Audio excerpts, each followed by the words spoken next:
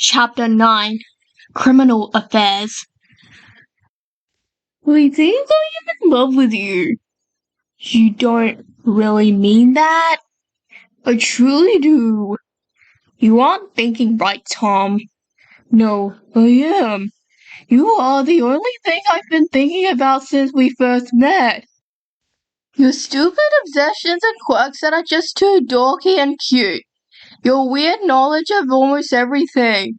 I'm so helplessly in love with you, and I don't know if I'm okay with that. Todd slowly let Tom escape from his loosened grip. His heterochromic eyes were practically flashing like alarms. His thin lips curled into a grin. I think I love you too. Really? But I don't want to, lose my friend. We can be more than just friends. Promise? Tom hooked his pinky finger with Todd's before pulling him into another hug. I promise. After almost half an hour of awkward hugging and small talk, Todd decided to lighten the dull atmosphere. So, are we a thing? Like an item? If you'd like to be, I would. It would be a pleasure to fall hopelessly in love with you. Tom stood up to head back to his house. That's most of our checklist gone already. True. Number 3, 7, 8, and 9. I can't wait to complete it with you. Tom approached the door before giving a final wave of goodbye, which Todd reciprocated. The sunset was a dusty lavender, patterned with intricate detailing of multiple shades of blue. The moon was a white crescent, and the stars were only beginning to peek through the colors. Todd sat at his window, hugging a plush panda and weaving a new flower crown. Royal blue roses with small white willow complements. Tom dreamily gazed at him from his own window. What's got you so happy, kitty boy? You. Bold. Very confident. Love changes people. So, you love me? Yes. Well, I love you too. Tom tugged at the strings hanging from his hoodie that settled on his chest. You want to score off another mark? What were you planning? My dad is an alcoholic. I could probably get us something. Sweet. Meet at the tree at 9. Can't wait. Tom pulled his checkered curtains shut before rushing to the cellar. He carefully collected various unlabeled bottles. They obnoxiously blinked together, swishing the liquid contents up against the glass. He decided to wear something subtle, a black tag, black jeans, a single silver chain, and a red and white flannel. Sure enough, Todd was waiting where he'd promised, sitting with his legs folded on a grey floral fleecy blanket. He was wearing a white cropped shirt with patterned stars, lemon yellow shorts that were held in place by mismatched coral and mint suspenders. He enthusiastically waved, holding a peach flower crown and a blue one, the one he'd crafted earlier. Hey boyfriend! I think I preferred kitty boy. So mean. Tom stuck out his tongue before sitting beside Todd. Todd shifted, placing the blue flower crown on his boyfriend's head. Looks nice. You made it for me? Well, duh, obviously. Blue is kind of your color. Tom grinned stupidly. He fiddled with the metallic lid of a faded glass bottle he was holding. Todd picked up a nearby brown bottle, swirling the contents before taking a cautious swig. He immediately choked and began laughing. Tom giggled before crawling over to gently pat and rub his neighbor's back. You okay there, Starboy? What is that? Tom sniffed the bottle. The familiar pungent aroma, like washing products, filled his nostrils. Vodka, I think. It tastes like nail polish remover. How have you tasted nail polish remover? Silence, then more laughter. Tom switched towards bottle for a fruit cider, which he much rather preferred. Tom was sipping a bottle half full of honey whiskey. The flavor was sweet and burnt his chest, immediately warming his body. Todd flopped forward droopily. He hugged Tom's thigh. Kitty boy? Yes, Todd? I think you are drunk. Really? Yes, the stars told me. Tom sighed. After 2 bottles of cider, half a bottle of whiskey, and a shot of vodka, Todd was drunk. So Tom had to hold up his end of the promise and plunge himself into a drunken state. Tom couldn't remember much from there, but what he could remember, he'd never forget. Scattered empty bottles of alcohol paved the forest floor around the 2 boys. They were both groaning loudly. Tom sat cross-legged with Todd lying with his head in Tom's lap. Tommy! Toddy! I love you! I love you too! Don't leave me! I won't! Nothing can tear us apart! Are you sure? The stars told me! Really, Tom? Stars can't talk! Will you remember me? Always and forever! At least remember me by something. My first love?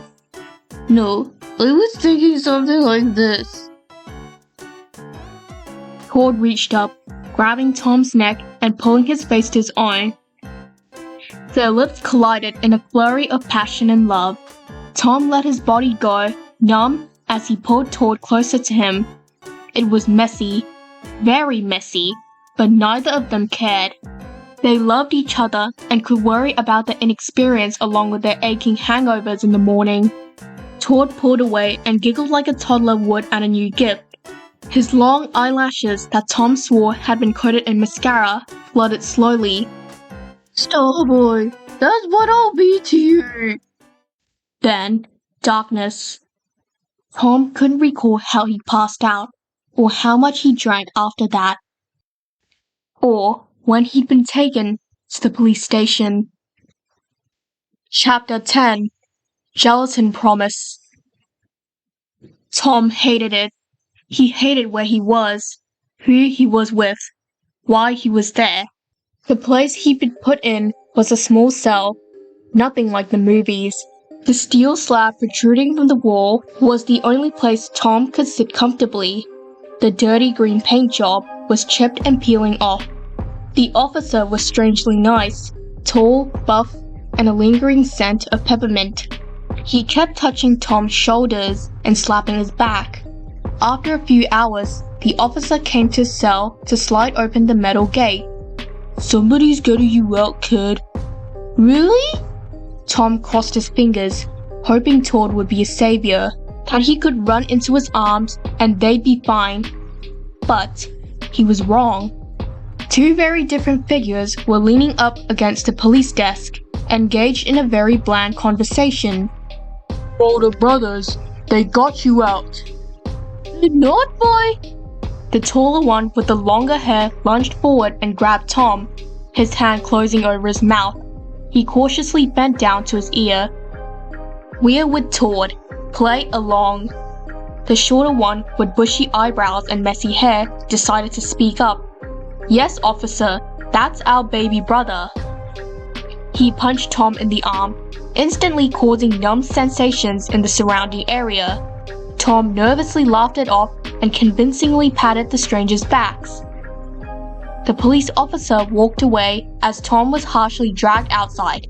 He immediately pulled away and stared at the strangers with an expression of panic and confusion. The shorter one lit a cigarette and promptly began to take a deep draw.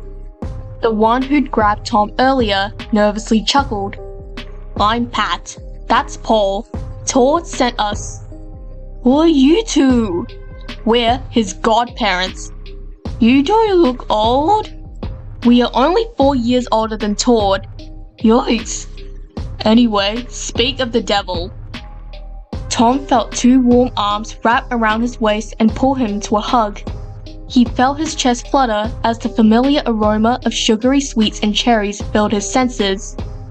Todd, what Oh my god, Tom. Are you okay? I tried to wake you up, but you're a really deep sleeper, and the police were already running over, and you're quite heavy. No offense, but I didn't want to leave you, so I figured that if you were arrested. Tom cupped Toad's face in his hands, gingerly pecking his cheek, immediately silencing the chatting Norwegian. I'm okay, Toad. Well, I still have to, apologize. And how do you plan on doing that?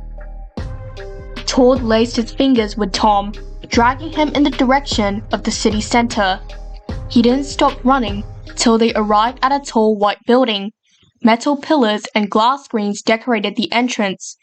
The city ice rink, obviously. Toad checked them in and grabbed them matching black skates. Tom grabbed them and laughed. After tightly lacing them up, Tom began to stagger over to the rink. Toad draped his arm over his shoulder for support. Have you, ever skated here before, kitty boy? Honestly, no. No way. You are, lying to me. I promise I'm not. Well, then, I guess I should be your mentor. Toad set foot on the ice and immediately glided in a perfect circle. Tom refused to let go of the wall. His legs could barely shift. Toad linked arms with Tom. Come on, Tom. We're leaving the wall. No, Toad. I swear, I'll kill you. If you can catch me. Toad turned backwards, skating perfectly in front of Tom, who angrily scowled in defeat. He held onto Toad's hand, who skated a few steps. Tom tried to copy, his feet struggling to find a rhythm. After sluggishly skating for almost 5 minutes, Tom's skate blade found a chunk missing from the ice. The two boys toppled to the freezing ground. Toad with his back to the ice, Tom's hands slammed on either side of his face and his body hovering over hesitantly.